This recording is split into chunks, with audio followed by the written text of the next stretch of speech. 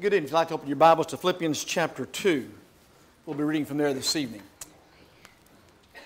As Jason, if it's all right if I stood down here and preached, standing behind that thing there. I'm so short, I feel like it comes to here, and I can barely see you. So I'm going to stand down here, and maybe then you can see this high. So hope this works out okay. Philippians chapter 2. Sure appreciate you being here. Among our guests, thank you for being part of our assembly this evening. There are some that are very precious and dear that are present here this evening, and I appreciate them being here very, very much, and the encouragement that they give to me and also to this church. And for all of our visitors, thank you for being here. I'd like to begin reading with you in verse 12 of Philippians chapter 2. Therefore, my beloved brethren, as you've always obeyed, not as in my presence only, but now much more in my absence, work out your own salvation with fear and trembling. For it's God who works in you both to will and to do for his good pleasure. Do all things without complaining and disputing, that you may become blameless and harmless, children of God without fault, in the midst of a crooked and perverse generation, among whom you shine as lights in the world, holding fast the word of life, that I may rejoice in the day of Christ, that I have not run in vain or labored in vain. Yes, and I have been poured out as a drink offering on the sacrifice and service of your faith. I am glad and rejoice with you all. For the same reason, you also be glad and rejoice with me. The part of that passage I'd like to focus our attention on is found really in verse 16. Holding fast the word of life, so that I may rejoice in the day of Christ. And here it is, that I may not have run in vain or labored in vain. He says, yes, and I'm being poured out as a drink offering on the sacrifice and service of your faith. Paul is talking about how he is going to spend his life.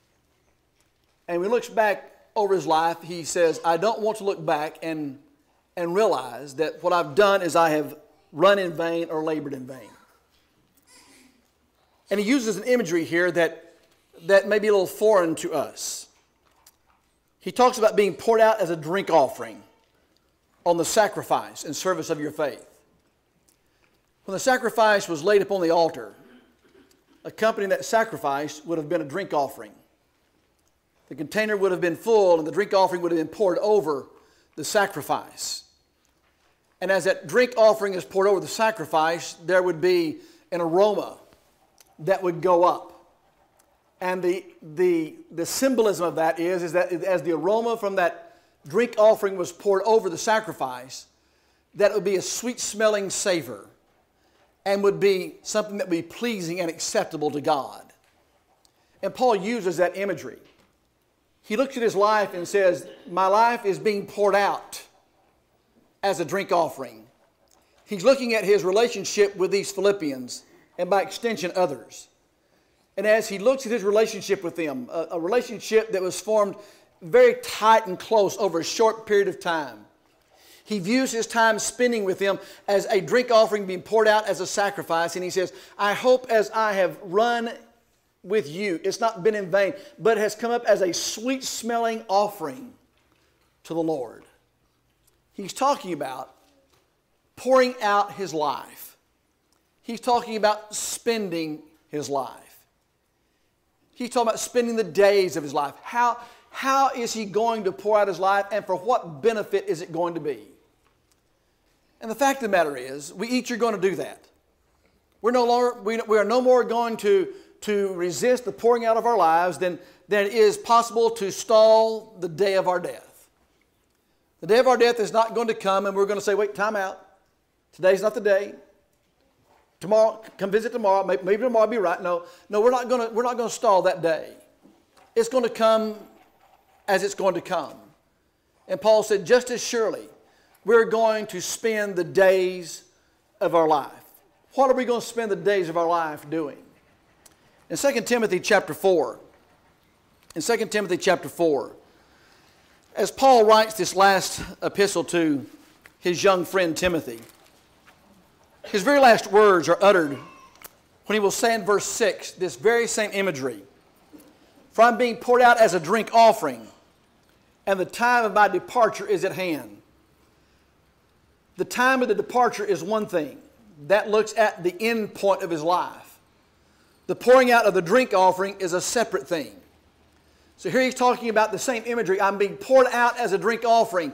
And as I'm being poured out as a drink offering, the terminal point of my life is at hand. And the question comes then, for what are we going to spend the days of our life? Are we going to spend the days of our life making sure donut holes are round instead of square? Are we going to spend the days of our life simply accumulating for ourselves a mass of material things? A library to leave behind to no one that will appreciate that library?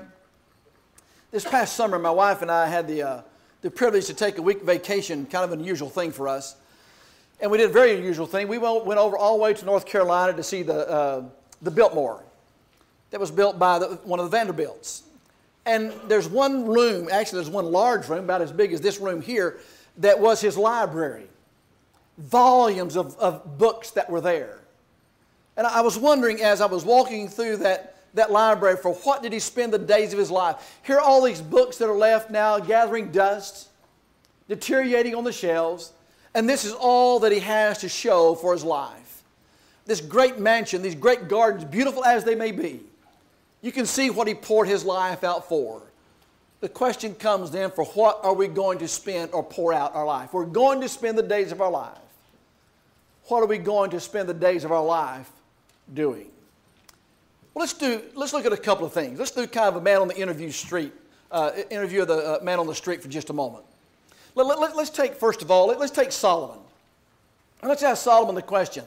Solomon, what would you spend the days of your life doing? What would you say a man ought to do in spending the days of his life? Well, Solomon, you're aware in the book of Ecclesiastes, talks about several tests as he looks at life. He will talk about looking at life from the standpoint of wealth. He'll talk about looking at life from the standpoint of knowledge or wisdom. He'll look at life from the standpoint of whether it's better to have a funeral or a party. And so he will look at life from that point of view. When we look at life from the standpoint, is life simply about accumulating wealth? Now, wealth, as Solomon was concerned, was something unmatched to what would be, I think, probably anything we would be aware of. Silver in the time of Solomon, the price was broken because streets were paved with silver. Here you have Solomon that had amassed all this wealth. He will talk about in chapter 2 how he built for himself many things and had many servants that were there. And yet, as he looks at that, his evaluation at the beginning of the book and the end of the book is the same. The book is bookended with this. Vanity of vanities, all is vanity, and grasping after the wind. The imagery of that idea of vanity, he tags on to grasping out of the wind, and the imagery of that is this. Children love to chase bubbles. So when the grandkids were a lot younger, and we still have two of them that are really still young and love to do this. Some of the older ones don't care about it anymore. It's gotten too big, they're too big for it. Nana will buy one of these bottles of soap with a lid on it, and they'll dauber in the end of it with a circle. I wish I'd invented that. I mean, you think about the genius of that. You just pour soap in a bottle, put a stick in it with a hole in the middle of it, and you sell it, and you make millions off of it. And what Nana would do is she'd pull that out, and she'd blow those bubbles, and then what they chase those bubbles, and they'll chase them all over the yard, and then finally they'll reach one, they'll grab it, open their hand, and there's nothing. And Solomon said that's what chasing wealth is like. You chase it, you pursue it, you reach out and you grab it, and you open your hand and there's nothing, because in the end, a rich man and a poor man all die the same.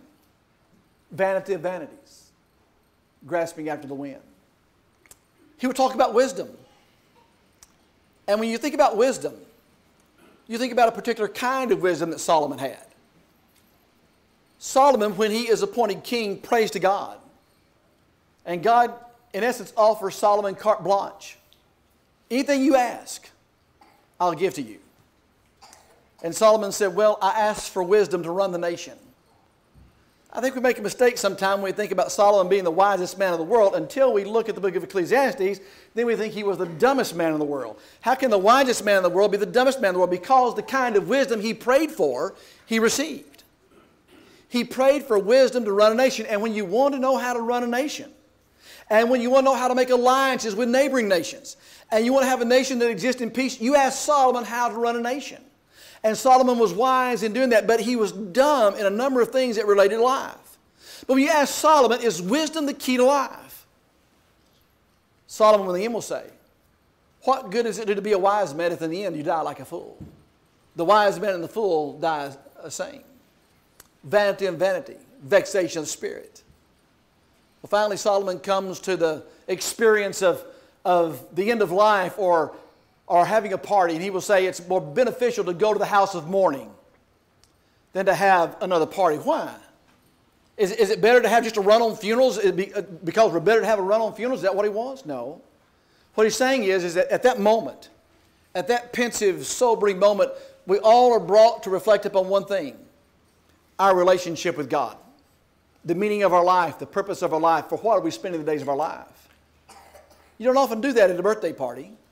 You don't often do that at a graduation party. You don't do that at a retirement party. Most of those things take place in those pensive moments. But Solomon will say, what in the end does it do to have all this wealth, all these riches, if in the end you die like a fool? The wise man and the dog die the same, he will say. And so we ask Solomon, what is life? What's the purpose of life? Is the purpose of life simply accumulating more wealth, accumulating more wisdom, accumulating more parties? He said, no, that's not the purpose of life. Let's look at another illustration. In Luke chapter 12, you have this rich farmer that appears on the pages. The story is circumscribed by the man who has come to the Lord and said, Lord, tell my brother to divide the inheritance with me. And the Lord responds to him, what's that got to do with me? I'm not concerned about that. A man's life consists of not the abundance of things he possesses. Listen, that's your business. You tend to that. I'm not getting involved in that. But then the Lord illustrates that with this point. Here's this rich farmer, very successful, evidently very honorable man. Nothing that is indicated there that he received the wealth of his farming, the acumen of his farming by hook or crook or sleight of hand. Here's a man that was very successful as a farmer. So successful he had to tear down his barns and build bigger barns. Well, probably if you've lived very long, if you've been married very long, you've done the same thing. How many of you still drive the same kind of car you did when you first got married if you've been married a while? How many of you still live in the same little apartment or shanty shack you lived in that was supported by cardboard when you first started out in your life? When Jody and I first married, my dad had bought me a Volkswagen Doodlebug. I was a vocational ag major at East Texas State University driving a Volkswagen Doodlebug. There was something incongruous about that. This Volkswagen Dad bought from a salesman who had driven it up around the Great Lakes. And it looked like it had the chicken pox because salt had eaten the paint off and there were little chicken pox all over it. And furthermore, on a Volkswagen, the heat is operated from the levers by the emergency jack here, but the heater boxes were welded closed because of corrosion. And the way you operated the heater boxes was you had to get up under the Doodlebug and tie the heater boxes open, which meant the heat was full bore all the time, and you had to regulate the heat by rolling the window up or the window down. Well, you may not have noticed, but I don't drive that Doodlebug anymore. I have an F-150 double cab Ford pickup. Albeit it's got 140,000 miles on it, but it still runs like it did when it was new. We don't live in that little two-bedroom house that we had before. The point is we've all built barns. We've all torn down and built bigger barns. The problem with the man was not that he built bigger barns. The problem with the man was not that he was successful. Here's the problem the man had. He looked at all that he had and he made a compromise with his soul and said, soul, take thine ease. Eat, drink, and be merry. And the Lord said, thou fool, in the day of your death, who shall these things be? You ask that rich farmer, is the purpose of life simply the accumulation of more? Simply the accumulation of more substance, the more crops, accumulation of more material things? And the Lord called him a fool. You turn to Acts chapter 17, and you have Paul that comes to Athens. He intends to wait for a few of his traveling buddies, Timothy and others, to get there. But he's moved in the Spirit because he sees the idolatry in the city. And he intends to talk to them about the resurrected Lord. He doesn't get that far because they cut him off. But in the very last part of Acts chapter 17, here are the Athenians. They said, Paul, listen, we like to hear new things. And when you learn something new, come back and tell us because we like to hear new things. So is the pursuit of our lives simply more education? Is it more title, more letters after, more initials after our name? Is that what our life is spent pursuing? Simply spent the pursuing of the acquisition of information and knowledge that can therefore add gravitas or status to our name? Is it simply the information that is because we love to have information? I wasn't one of the students who, number one, studied real well in college. That's not to my credit. But some people just love to go to college forever. And they love to gain more information, more information, more information. By itself, that's not wrong. That's not a discredit. Unless we make the pursuit of that information the purpose for which we're spending our life. And in the end, all we learn is something new. Well, let's go back to the book of Philippians, since we've looked at those few things. And let's ask the man who spoke to us about spending his life, what he spent his life for, what the purpose of his life was. Look at me in Philippians chapter 3. In Philippians chapter 3, as you look at the first probably 7 verses there, Paul is going to unfold the resume of his life, if you will. When you read that, it's a very impressive resume. Paul will say, if there's anyone who had confidence in the flesh, if anyone thinks I have confidence in the flesh, I'm more so. Paul said, as far as the flesh is concerned, nobody excelled me in that. And then he elaborates on that.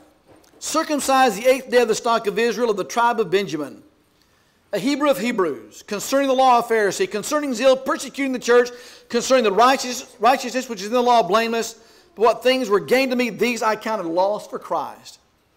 When you look at what he will say in verses 5 and 6, here is a man who was of the tribe of Benjamin. You remember the importance of that tribe? Remember how the tribe of Joseph was thought to have been done away with because Joseph was thought to have been killed by a wild animal. And now Benjamin is the prized, the treasured son of Jacob. And here's the treasured tribe of Jacob. And Paul says, I am from that treasured tribe. I am from the tribe of Benjamin. And furthermore, concerning the Hebrews, when you have this doubling, Hebrew of Hebrews, what he's saying in that is there's no one that excelled me in that. He says, when you want to look at a Hebrew, there was nobody a Hebrew more than I was a Hebrew, and there was nobody in my class of Hebrews that was equal to me. When you consider a Pharisee, there was nobody more a Pharisee than I was a Pharisee. Paul will say in Acts chapter 23, I thought verily in my own conscience that it was right to persecute those of the way. Paul was not a rebellious man. Paul was not a man who waved his fist in the face of God and said, I will not. Paul was a man who waved his flag with God and said, I will, I will, I will. And he thought that it was his responsibility to persecute people of the way. Why? Because Paul understood something the law said. If you die on the tree, you are accursed. And this man died on a tree, and therefore he is accursed. And therefore anybody that will follow him is also accursed. Well, he had that real come to Jesus moment on the road to Damascus and learned something different when finally Ananias taught him something different. So Paul says, as far as those things concerned, you want to brag about the flesh. I tell you, I had everything the flesh had to offer. And then we'll come to verse 8. Yet indeed I count all things lost for the excellence of the knowledge of Christ Jesus my Lord, for whom I suffer the loss of all things and count them as rubbish, that I may gain Christ and be found in him, not having my own righteousness, which is from the law, but that which is through faith in Christ, the righteousness which is from God by faith, that I may know him and the power of his resurrection, and a fellowship of his suffering, being conformed to his death, if by any means I may attain to the resurrection from the dead. Notice Paul said with regard to all those things people treasure, with regard to knowledge, with regard to information, with regard to wealth, with regard to all those things, he said, I counted those will be thrown on the garbage heap as far as I was concerned. I wanted to know one thing. I wanted to know him and be found in him. And I want to know the fellowship of his suffering. Paul said, life apart from knowing Christ was futile and empty.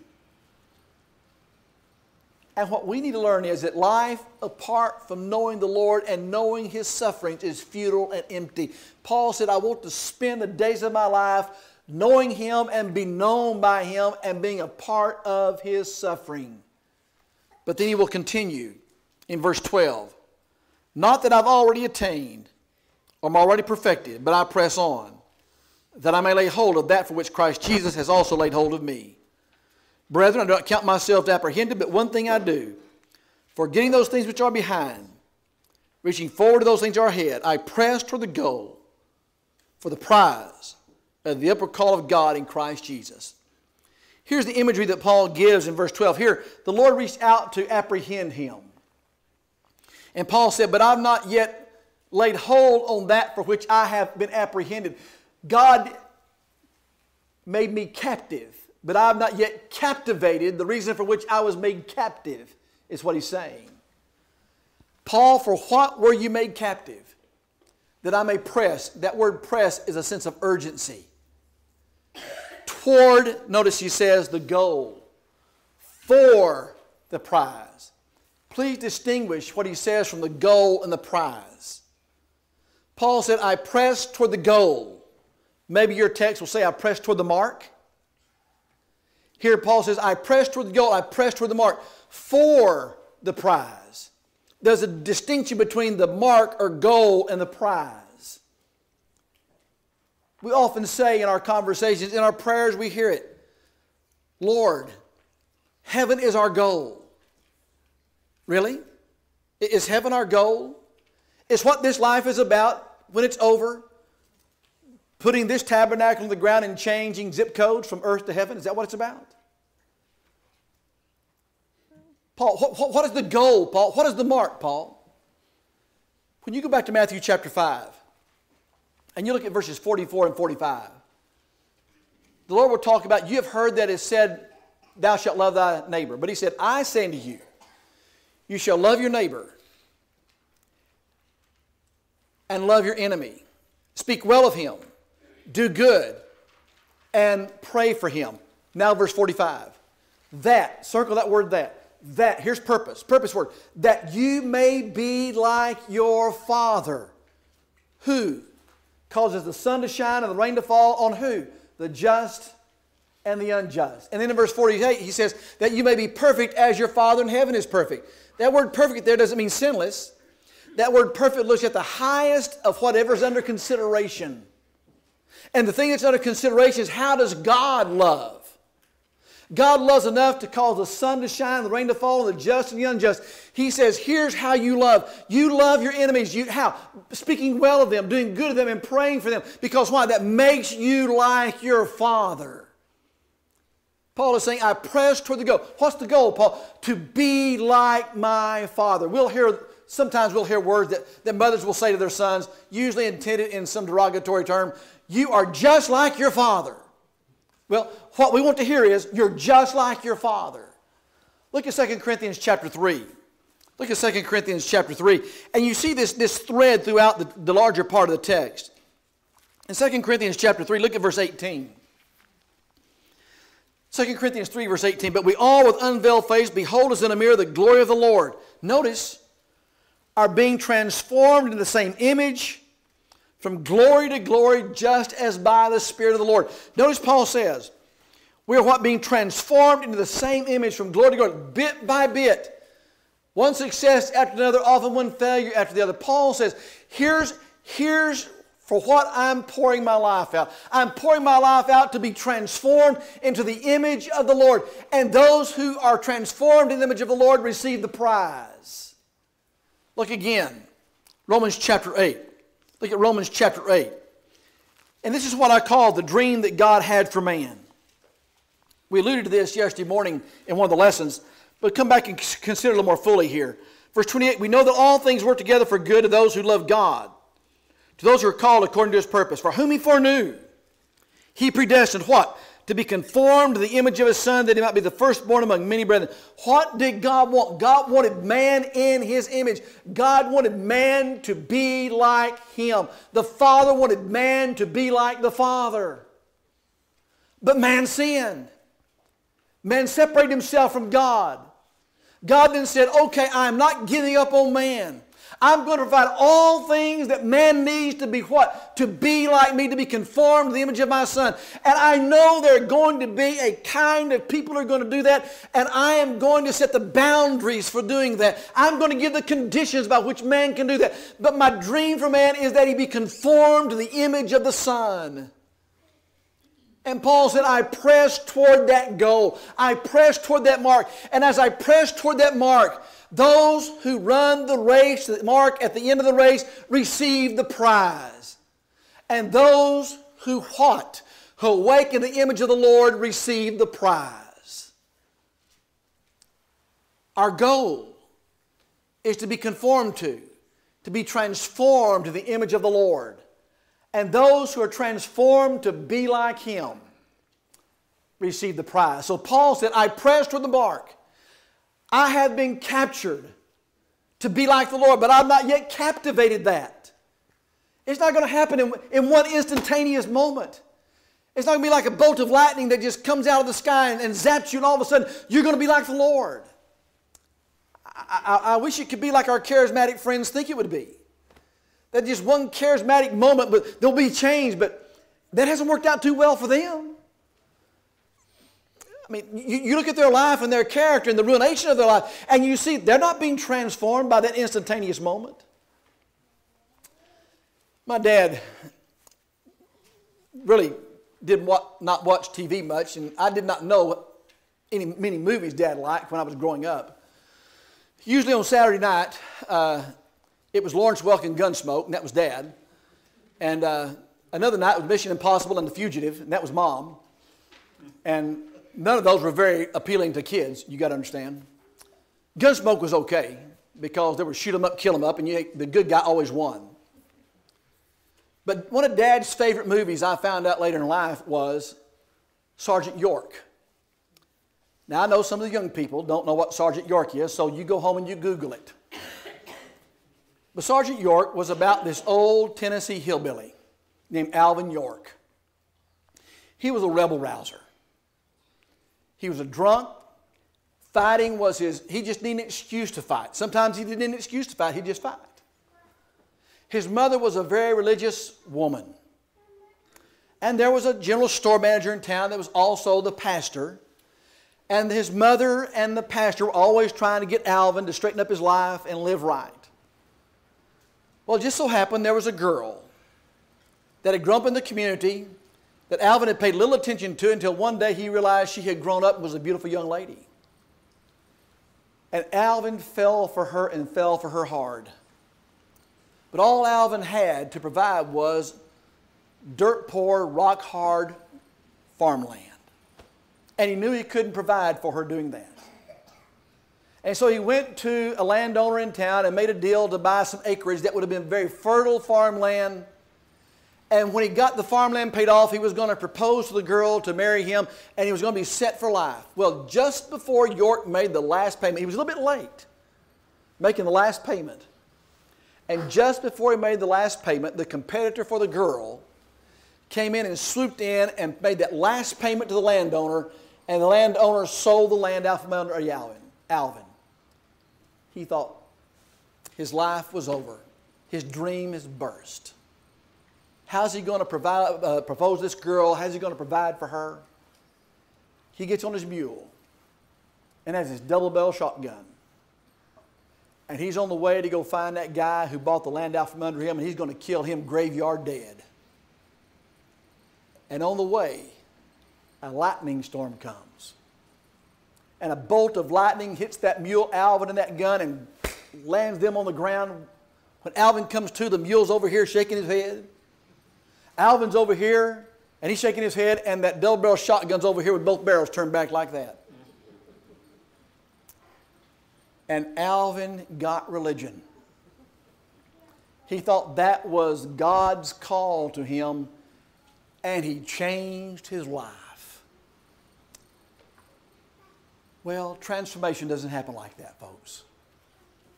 It's not going to be a bolt of lightning out of the blue that's going to strike us and change us. It's going to come bit by bit, from glory to glory, being transformed into the image of the Lord.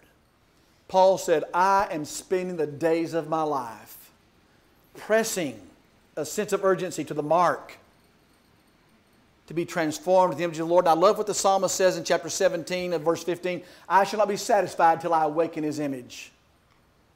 I shall not be satisfied till I awaken His image. Let's put some application to some of this. Turn with me to 2 Corinthians chapter 12. 2 Corinthians chapter 12. Let's ask ourselves then, for what are we going to spend the days of our life as we are transformed? Look in 2 Corinthians chapter 12 and verse 15. This is Paul saying, I will very gladly spend and be spent for your souls. Though the more abundantly I love, the less I am loved. Notice what he said, I will very gladly spend and be spent. What are we going to spend the days of our lives? Ask Paul. Paul, what are you spending the days of your life for? Not simply to be transformed, but Paul said, I spend the days of my life making tents. I spend the days of my life robbing other churches, taking wages of them, that I might do work among others. And in building those tents, he makes enough wages also to provide for those that travel with him. So he can provide, so he can do what? Provide service in the Lord for people at Corinth, for people at Philippi, for people at Colossae, for the Jews on the castle steps as he tells that story when his life is being threatened. Paul said, I spend my days pouring my life out for the benefit of the souls of others. I spend the days of my life pouring my life out that souls might be saved, that souls might be built up. I spend all that I have, and the more I spend, he said, the less it's appreciated. But he said, I spend the days of my life, what? Pouring myself out and helping others and providing for others. Sometimes parents look back at their lives and they look at their lives and say, you know, we just don't have much. Here we're coming to the closing days of our life and we look back at our life, we just don't have much to leave the kids. On the other hand, you have parents who have a car in every garage stall. They have a winter house. They have a summer house. They have all the things that life could possibly offer. On one hand, when the parents look back and say, we don't have anything to leave to our kids, but you look at their kids are strong in their faith. Their kids are faithful to the Lord. They're strong spiritual servants. And then you look at those people who have a car in every garage stall and they bemoan their life to say, we spent our life for these things, but now look at our children. Question. Which set of parents are going to look back over their life and say, we've labored in vain? The ones who gain it all and lose it all. But the ones who sacrificed all to gain it all don't look back and say, we've labored in vain.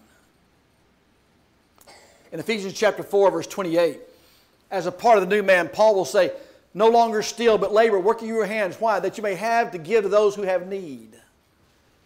Why do you work? Why do you labor? Well, we work and labor to provide for our family. True. Paul said in 1 Timothy 5 and verse 8, if you provide not for your own, you're worse than an infidel. And the point about that is, even the man on the street, even the basest man on the street understands one thing. You provide for your own. And if you labor and you don't provide for your own, he said, you're worse than an unbeliever on the street. That is the grossest, the basest of sinners. Even that man understands you provide for your own. But why do you labor? That you may have to give those who have need. We have that menial job, that job we call menial, digging ditches. Why do we do that? That we may have to give to those who have need. Why do we do that? To provide for our own. Sometimes you'll see these snippet on the news when you have these mafia bosses in New York that are spoken of there when Don Gotti was alive and he was the mafia don of New York City at the time, and somebody would say, I want to tell you what he's done for us. I want to tell you what he's done for our neighborhood. Let me tell you, if there's anybody that has need, Don Gotti will provide. Don Gotti will give out of his pocket for them. Look at this park over here that he provided. He built this park over here. And we say, what a good guy. But wait, you might not want to cross him. Because when you do, you may find out he's not so good. Because he's not spending all he has to build you that park. He's spending all he has so you'll vouch for him so he won't wind up in prison and lose his life. What are we spending the days of our lives for? Are we spending the days of our lives to accumulate so at the end our children have something to fight over when the inheritance is being divided? Are we spending the days of our lives to accumulate so in the end when we retire we can stick our feet in the water, paddle our feet in the water while we're fishing